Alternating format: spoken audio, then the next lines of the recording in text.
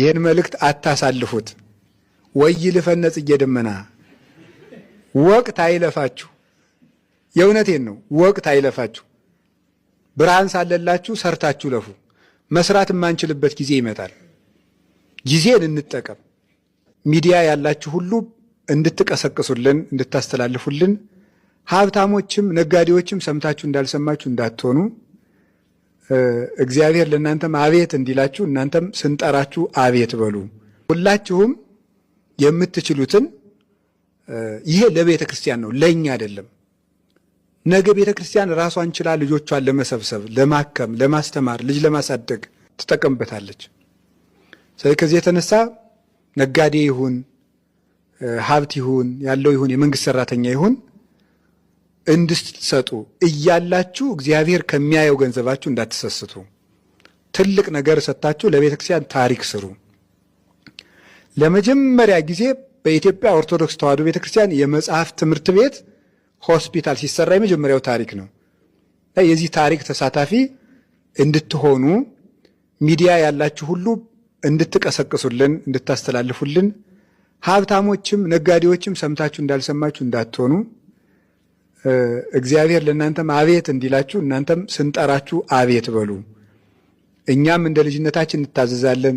ስበኩ ብንባል እንሰብካለን። ምከሩን ብንባል እንመክራለን።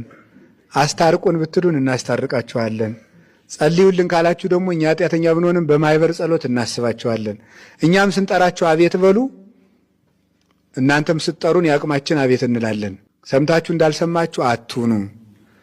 ይህን መልእክት አታሳልፉት። ወይልፈነ ጽጌ ደመና ወቅት አይለፋችሁ። የእውነቴን ነው። ወቅት አይለፋችሁ። ብርሃን ሳለላችሁ ሰርታችሁ ለፉ። መስራት የማንችልበት ጊዜ ይመጣል።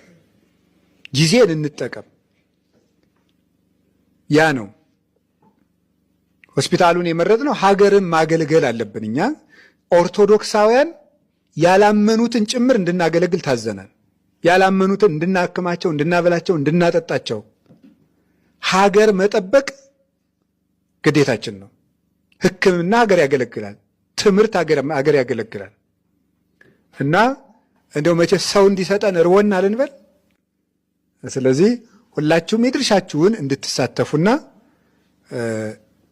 እግዚአብሔር እስከሚያውቀው ልግስና ድረስ እንድትሰጡ ሁላችሁም በእግዚአብሔር ስም እናስተላልፋለን። ብር የሰጡንን ወንድሞቻችንን ሁሉም ሰው ስሙ ይመዘገባል።